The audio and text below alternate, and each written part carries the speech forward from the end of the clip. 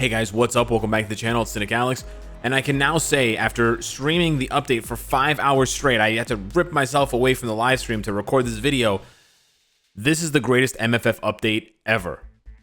And if you're not playing this game right now, you're honestly missing out, because it is so amazing. I think it's the best mobile game out there now, period. And I'm not saying that as Cynicalex, the YouTuber who needs, subscribers and views or whatever. I'm saying that as an actual, just honest, earnest, which is basically the same thing, gaming fan, Marvel gaming fan. This game changed so much from one update. It's honestly like playing a brand new game. Not only does it look like a completely different game, but it honestly plays like a completely different game. And there's two main things that are going to change the way that you play that I want to talk about today. Now, this is, again, still a first impressions video, so I'm not going to go in depth. This is not an in-depth guide on dispatch missions or any other part of the thing. I'm not going to give you, my must-buy list for uniforms or which ones to avoid or whatever. I'm just going to give you my first impressions. So don't take what I'm saying as the final verdict. I can still, and I do still reserve the right to change my opinion later about the uniforms or other things. But there's no way I'm going to change my opinion about how amazing this update is. This update is a 20 out of 10. And I'm dead serious. This update is insanely good for the game. And I want to thank the devs for their hard work, because it is way beyond my expectations. They blew my mind. I was, in the live stream, blew my mind, as young Jeezy would say. Anywho. So, dispatch missions and character cost reductions. These are the two main things that are going to drive this update to basically make you fall in love with MFF again. As far as the character cost reductions go, I can't show you because I've maxed out every single character. Actually, no, yeah, I can't show you. But I've tier 2'd every single character. But essentially, this is what you need to know. Every single character in Marvel Future Fight that's not native tier 2 or native tier 3 now costs half as much to rank up. Yeah. Every single tier 1, if the character is a native tier 1 character, like Namor or Carnage or Ares or Sentinel or Victorious or Colossus or Phyla-Vell, or Hyperion, or Icarus, or Cersei, all of those characters cost half the number of bios to rank up to 6 stars, and also only cost 1 bio per gear upgrade to upgrade their gears from 15 to 20. That means instead of needing 630 bios for Icarus, you only need 315. To get him to 6 stars. And then it also means that when you're upgrading his gears, instead of it costing, 1 and then 1 and then 2 and then 2 and then 3, it'd just be 1, 1, 1, 1, 1. So the actual, my ballpark for upgrading a character is actually around, it used to be around 1,000 bios. It's 630 for the character to get to 6 stars. And then it's about, on average, it's 350 for their gears. Now, the gears are RNG, so it could be less than 350, and it sometimes could be more than 350. I honestly think the cost now is closer to 450. So they've slashed the cost in bios to rank up any tier 1 character. Essentially, they've slashed it in half, which is insane, because it even includes all paywall tier 1 characters. Carnage, Namor, Professor X, all of those characters. Actually, yeah, Professor X, Negasonic, Rachel Summers. So what that also means is it only costs 5 bios to unlock Weapon Hex instead of 10, which it normally is. It also means that you basically don't need 2-star rank up tickets anymore. 2-star rank up tickets were a big problem because we were getting, and we have been getting, multiple ways to now trade tokens for 3-star, 4-star, 5-star, and 6-star rank up tickets. So everyone's like, great, okay, so I basically can get mega rank up tickets now, but I'm just missing 2 stars. You don't need them anymore, because the bios are, if you had 15 bios, now you can get Professor X to 2 stars with 15 bios. That's right. It's bananas. It's absolutely bananas. You're going to save thousands of bios. You're going to save millions of gold on the gear upgrades. Actually, No, you don't actually save gold on the gear upgrades, but you save millions of bios, and yeah, not millions, but like thousands, you know? But it's still, it's a crazy, crazy change, and it's amazing. Second thing, sorry, this is just an aside because I'm here. They changed only one thing in the store. Remember, this is not the really good token store. This is just like the after update token store. But they changed the Titan record. Instead of being one Titan record, like speed or blast or whatever, they just made it a selector. So you can choose whatever you want. This honestly doesn't seem like a massive upgrade, but it is. It really is, because it gives you the flexibility to choose what you want. It's a really, really good change. So that's there. That's the first thing that I'm like gushing about. I mean, I can't even take advantage of that half cost thing, but I'm so happy. So many people sent me screenshots and messages saying, hey, I was struggling. I only had 6 bios for Rachel Summers. I only had 6 bios for Gambit. Now I unlocked him, and now I can use rank up tickets on him. Now I can get him to tier 2 to transcend him. It's unlock, you know, it's making the game so much more streamlined and so much less grindy for players, right? Especially low spending free to play players. It's an amazing change. Now, this is not a change, this is an addition. I want to talk about dispatch missions here, and I want to explain some things because there are some confusing things. There's actually one thing that's incorrect. So I'm not going to give you a full guide on dispatch missions, but what I need you to know is that you should be playing dispatch missions. It's going to get very difficult around sector 5, 6, and 7, but you should absolutely 100% play through as far as you can go. Okay, that's the first thing. And now if you need a very quick and dirty reason why you want to farm through to play through the dispatch missions, I want you to see on stage 7-1 here, look at the items that you can get. Now you only get 1 or 2 items, but the possibilities are fully awakened ISO, 6-star Uru, okay, Odin's Blessings, pretty good, 6-star obelisks, 4, 5, and 6-star comic cards. And then when you keep scrolling, you get to the, where is it here? You get to the premium comic cards. That is the Cable comic card. That is the Baby Spidey comic card. That's right. There's premium comic cards in here. And when you get all the way to the end, you'll see the Luna Snow, White Fox, and Crescent cards. And then CTPs. That's right. I can run this mission once for 4 energy or 3 energy, and I can get a CTP. Now, you could get nothing. You don't get nothing. You get some gold, you get some dispatch XP, but you could get a CTP, guys. This is insane. This is bonkers. You have to farm this stuff. Not only are you gonna be able to farm these rewards actively, but the passive gold generation is insane. Right now, I'm generating gold on 6 sectors. Each sector is generating me about 200 gold per minute. This one's 225. Some of them are 190. So I'll just say 200 to, you know, round down. I'm getting about 600,000 gold every 12 hours. So this is basically a free, over 1 million free gold every single day.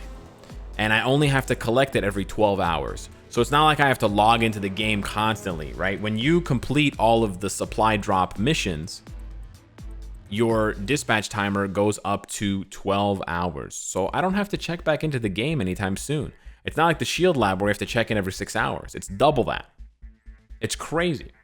Now, one big tip I'm going to give you for the dispatch missions that everybody asked is to find out the abilities of, like, which characters have certain abilities and which characters have certain races, because the race or the type of character and the ability are going to be the primary quests that you use that you need to unlock the extra time. Now, you don't actually have to do the quests, right? Like if I want to play stage 7, I don't have to do those quests. Clear within 2 minutes, clear with 2 or more combat types, clear with 1 or more cold-blooded character. I don't have to do those missions to get the item.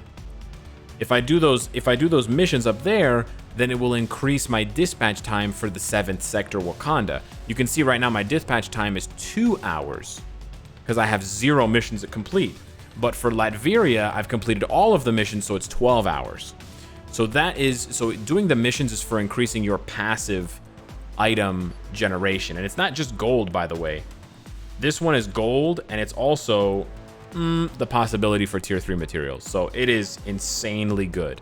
This game mode is perfect. It's the perfect mixture of active rewards, passive rewards, building your entire account, building all your characters, and it's challenging.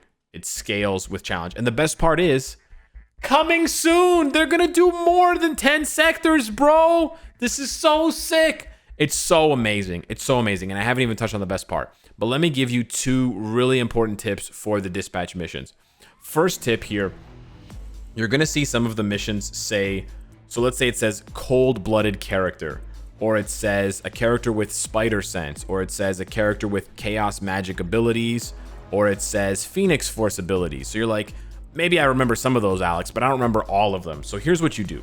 You go home, you go to the team menu over there, and then what you're gonna do is, I'm gonna move my camera. You're gonna press over there, you're gonna press the arrow pointing down, that downwards pointing arrow. And then you can see it pops up this little thing, and you're gonna click the all abilities tab, okay? And that's gonna open up all the ability tab filters. So then what you're gonna do is you're just gonna filter by what you need. So one of the missions it asks you, one of the early missions, it says, use a character that does mind, a character with the mind ability. So just gonna hit mind, and you're gonna hit okay. And these are all the characters. So then you just need to put 1 or 2 of those characters on your team. Now, here's something you need to keep in mind. You don't need to do all of the missions in one run. You can literally do, so I can do stage 2, 3, and I can play with Ghost Rider solo. I can bring just Ghost Rider, and then I can play it again tomorrow, and I can bring 2 speed types. I don't have to do it in one shot. You can do it at your own pace, and you can play it as many times as you want to get those dispatch quests. There is currently a bug with the stage 1.5 mission. So I wanted to tell you about that as well. The stage 1.5 mission says clear with a character with a mind ability. That is not what it's supposed to say. Stage 1.4 says mind ability, and that's correct. But stage 1.5, it's just a bad copy and paste. It's supposed to be heal ability. So again, for stage 1.5, you don't use mind ability, you use heal ability. So for stage 1.5, you need to go back and you need to look and you need to use one of these characters that has the heal ability. So these characters are for stage 1.5 and the other characters are for stage 1.4. Alternatively, what you could do is just use Mantis for both, because Mantis has healing and mind, so she covers both. But yeah, that's just the bug right now with that stage. Keep in mind, when you select more abilities, you are filtering based on all of the abilities. So it's not going to find any characters that exist that have all 3 of those abilities. So keep that in mind. So let's say I want someone that has poison and shock. That doesn't exist. But let's say I want to find someone that has fast movement and weapons master. Wow, that doesn't exist. Okay. What about fast movement and command? That doesn't exist either. Okay, well, I'm not doing a very good job of explaining that, of showing, but you sort of see what I'm saying, right? That's fast movement and flame. Also, be careful. There are 2 for cold. There's cold-blooded, which is Luna Snow and Iceman, and then there is chill, which is different than cold-blooded. Chill is up here, and that is Iceman and Loki. Not the same. So it's kind of funny, and Misty Knight, unfortunately, does not apply to any of them. So that is how you use the abilities filter to find these characters, to put them on your team to get those dispatch missions done. The second tip I have for you for the dispatch missions is sometimes it's going to ask you for characters that have a specific type or a specific race, like human, inhuman, mutant, etc. So for example, this one says 1 or more other type. Type means race. So the other race, the inhuman race, the mutant race.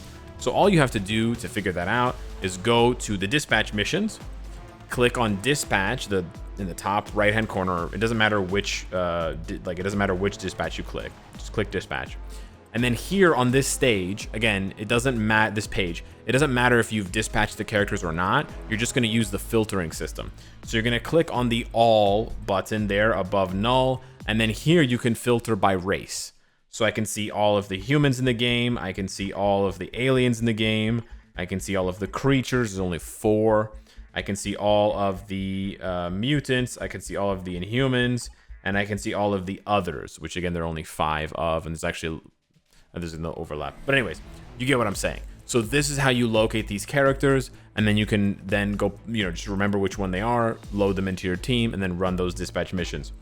So yeah, my overall impressions of this update are insanely high. I didn't bat an eyelid dropping like $400. I bought I did some crazy stuff here, guys. I bought the Mega Tier 3 ticket, the Mephisto, the Special Mephisto Relay, and I bought the Superior Potential Realization ticket, which means I'm going to be able to get Mephisto to level 70 right away without having to worry about doing the potential realization, which is so sick. So we're going to do a full 0 to 70 upgrade on Mephisto in the next video. I cannot wait to do that. I just have to wait a couple of hours for the daily reset to happen.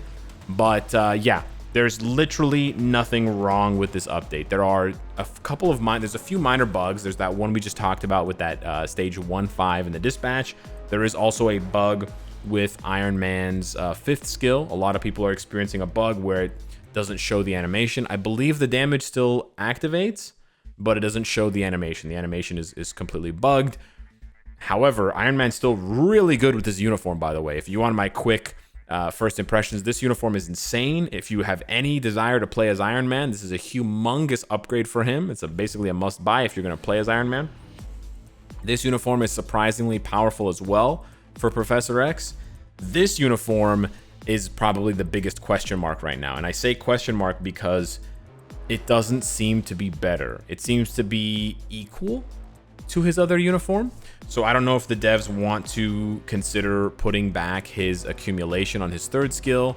But one thing I did notice, and someone pointed this out on stream, is that they took away his they took away the accumulation on his 3rd skill, which is whatever. They added an iframe, but they took away the super armor that he gets. And the super armor that he gets on the rubber punch, the rubber drill, would stop him from getting knocked back, which is really good against Null. Guess who gives super armor to his allies? That's right, Ben Grimm. So I think they tweaked Maker, assuming you would transcend Thing and use him side by side in content like World Boss Null, World Boss Mephisto, etc. So pretty interesting turn of events. I don't think any of these uniforms are PvE focused. I will say that as well. I don't really think, like, Maker's uniform doesn't seem to be PvP focused.